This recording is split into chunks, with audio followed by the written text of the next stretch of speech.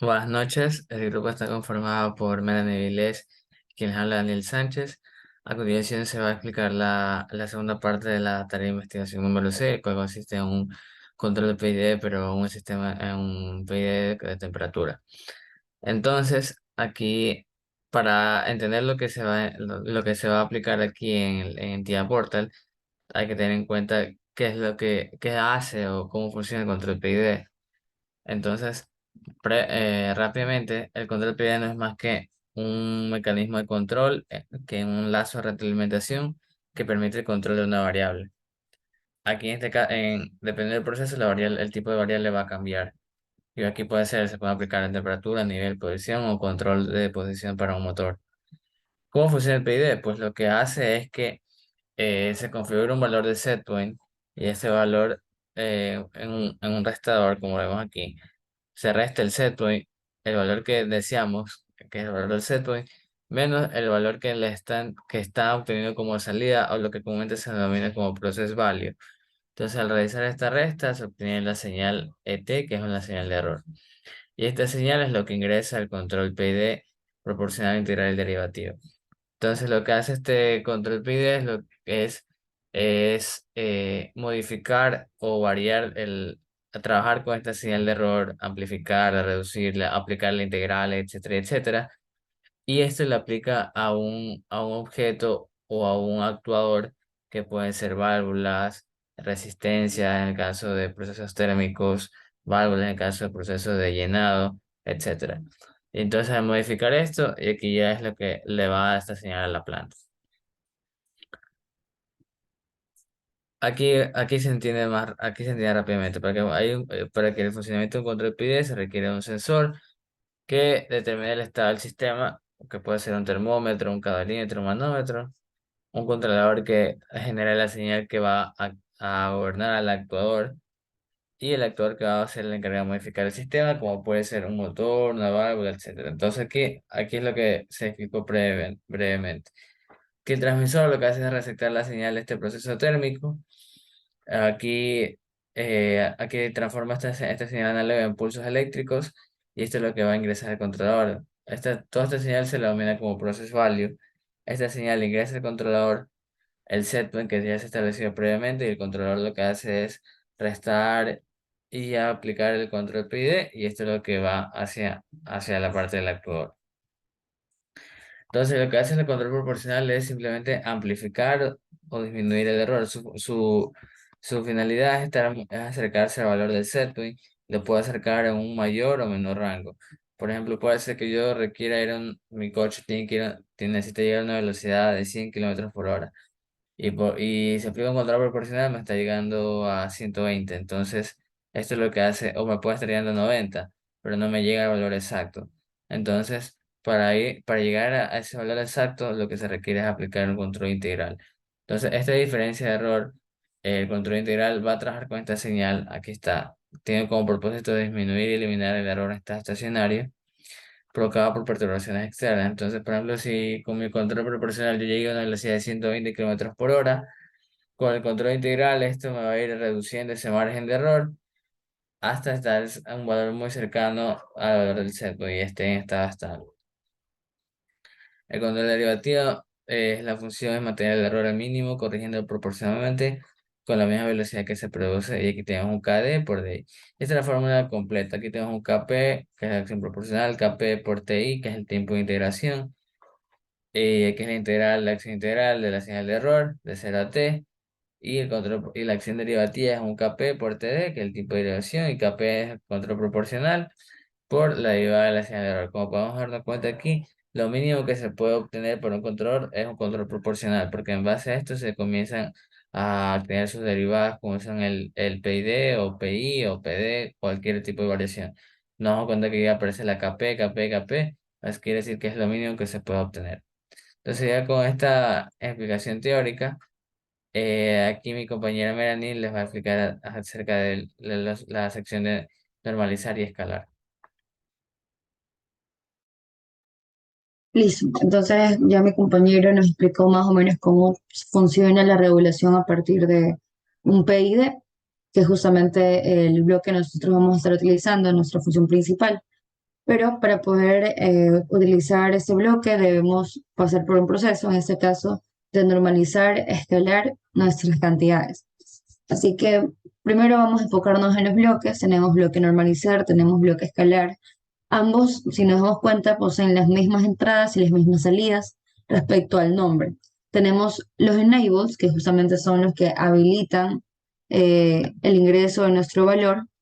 Tenemos el mínimo, que corresponde al límite inferior de la escala. En nuestro caso, para el bloque normalizar, vemos el valor de 5175. Esto lo definimos dentro de un rango. En este caso, podría ser cualquier valor entre 0 y 27.648, perdón.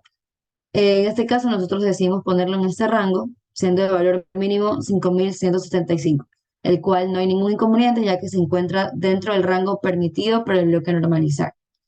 Tenemos el value, que es en este caso el valor con el que nosotros vamos a trabajar, el valor que posteriormente va a ser normalizado. En este caso corresponde a sensor de temperatura, es decir, aquí va a ingresar el valor que se sense. Y finalmente nuestro máximo corresponde al valor de 27.648. El tipo de dato que entra al bloque normalizar va a ser entero, no va a ser flotante, así que por eso netamente lo definimos como un entero. En caso de que también incluyan valores flotantes, se definiría como real, que fue el caso de nuestra salida, que corresponde a la temperatura ya normalizada.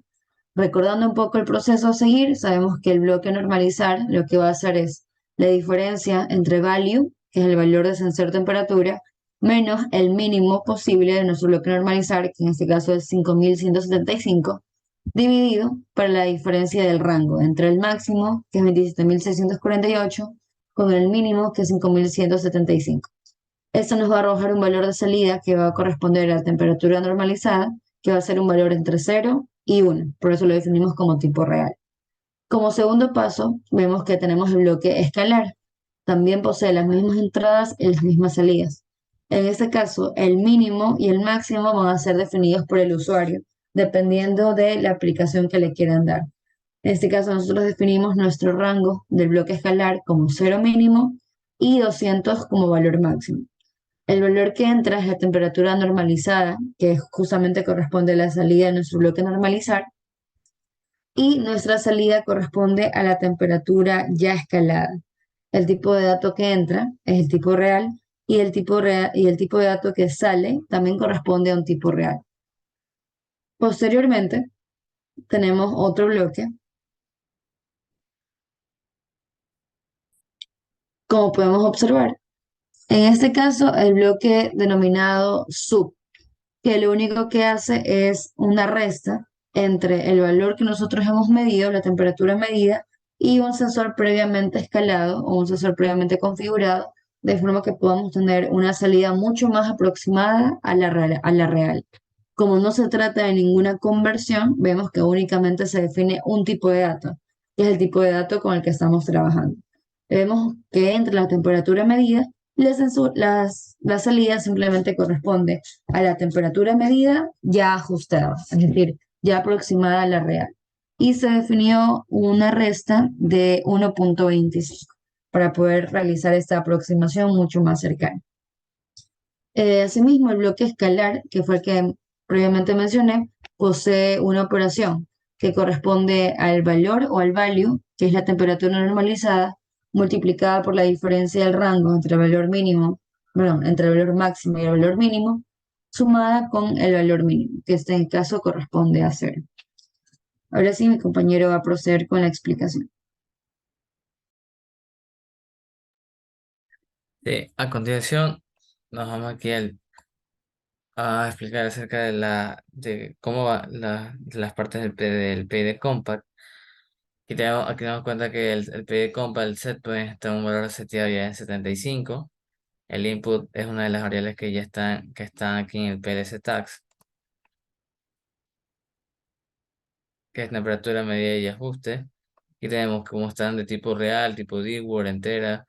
Y recordando que los tipos real o Dword trabajan con 4 bytes, por eso es que se damos cuenta que tenemos 100, casi 104. Al ocupar 4 bytes, está ocupando el byte el 100, 101, 102 y 103. en cambio el temperatura medida al estar en 104 va a ocupar 104, 105, 106, 107. En cambio los de tipo int o tipo word o también aquí en cambio trabajan con 2 bytes. Y así va variando acorde, aquí la dirección va a ir variando acorde al tipo de dato que se requiere del sistema. Entonces regresando, ya. Entonces aquí tenemos como input es la temperatura medida y ajustada, la ajustada. Esto es lo que es, ya explicó mi compañero anteriormente, que salía de los bloques de normalizar y escalar. Y en cambio aquí como output tenemos una salida PWM, que es aquí está en la Q07, que está 1. Y aquí está nuestra respectiva variable de salida. Previamente, aquí también hay otras variables en el PID que es necesario mencionarlas. Sino aquí en el bloque PID Compact, damos clic aquí en Open the Configuration Window. Aquí hay otras variables que también son necesarias explicarlas. El tipo de control, este al ser un proceso térmico, aquí por eso que tenemos temperatura y su respectivo símbolo. Aquí esto se puede ir modificando a medida, dependiendo del proceso en el cual se requiere trabajar. Aquí tenemos fuerza, torque, masa, corriente, voltaje, potencia, etcétera. Eso es lo que va a ir cambiando. Aquí en el input y output parámetro tenemos el setpoint y el respectivo valor de input. Aquí en los valores del límite, aquí son los variables, el rango del trabajo en este caso del sensor, que está entre 0 a 200. El value de scaling está de 0 a 100.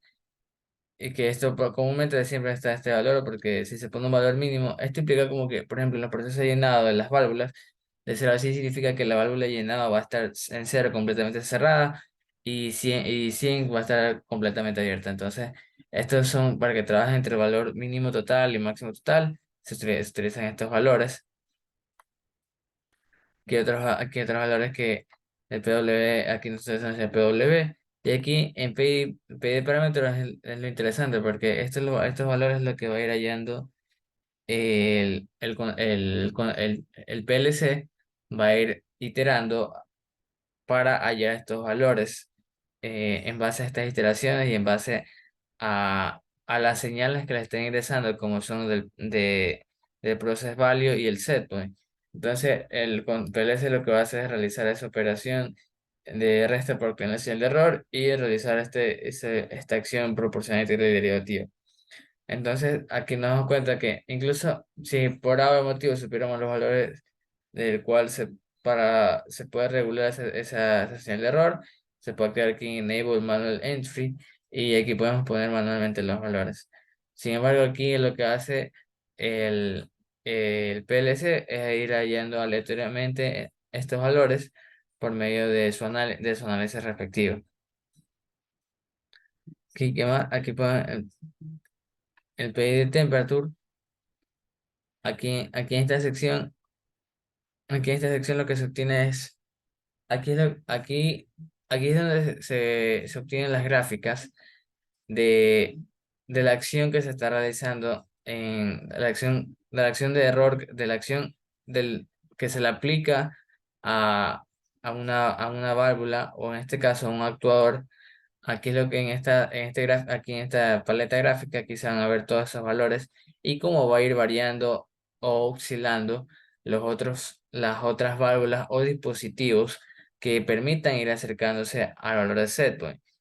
Esta oscilación que se obtiene aquí es muy similar a los que están aquí en las diapositivas. Lo que se obtiene en esa paleta gráfica es esto, el valor del setpoint que se ha establecido y las distintas, cómo va cambiando la onda acorde a los valores que se establecen en se establece aquí, en el PID, que son los valores que va a ir el PLC hallando aleatoriamente o en base a su análisis. Aquí tenemos en el Tuning Mode, aquí tenemos algunas secciones como son el pre-tuning, el autotuning también y un tuning, un fine tuning, que es para realizar una acción más fina o precisa. Y en cambio aquí lo que tenemos Aquí son, bueno, esto corresponde aparte de los distintos colores o las paletas gráficas que va a ir tomando a medida que se vaya graficando estos valores. Continuación, mi compañera Melanie va a concluir acerca de la aplicación que se ha realizado. Así es, en este caso nos regresamos al bloque PID Compact y nos damos cuenta que justamente se ha cumplido con su uso. Sabemos que un PID Compact lo que hace es registrar de una forma continua el valor real que se mide dentro de un lazo de regulación y lo compara con una variable asignada. En este caso, si vemos las variables de nuestro PLC Compact, vamos a darnos cuenta que a partir de un error de regulación resultante, que va a ser la diferencia entre la variable deseada y la variable medida por nuestro sensor, la instrucción pide compact calcula un valor de salida, con el cual el valor real se va a igualar dependiendo de la consigna a la mayor rapidez posible y a mayor estabilidad. En los reguladores PID, como inicialmente mi compañero mencionó, vamos a encontrar la acción proporcional, la acción derivativa y la acción integral, de forma que la acción proporcional de valor de salida aumenta proporcionalmente el error de la regulación. La acción integral va a hacer que aumente hasta que se compense el error y la acción derivativa aumenta con una velocidad de variación creciente del valor de regulación. Así que cada uno de estos parámetros se va a ver afectado por el bloque PID Compact, que dependiendo del modo en el que el usuario decida trabajarlo, lo va a realizar de forma automática o de forma manual, dando otras opciones que permitan tener un mejor desarrollo de esta actividad. Así que a partir de todas estas variables, vemos cómo el PID Compact calcula los parámetros proporcional, integral y derivativo para su sistema regulado de forma automática mediante la optimización lineal, inicial, perdón. Los parámetros pueden optimizarse aún más a través de una optimización fina, que es otra de las particularidades que ofrece este bloque PID Compact, y no es necesario, en este caso, de poder determinar los valores manualmente, sino que el bloque lo hace de forma automática. Así que así es como a partir de un bloque PID compact, el bloque normalizar, escalar y su respectiva resta de aproximación, podemos implementar este sistema de una forma óptima para el usuario.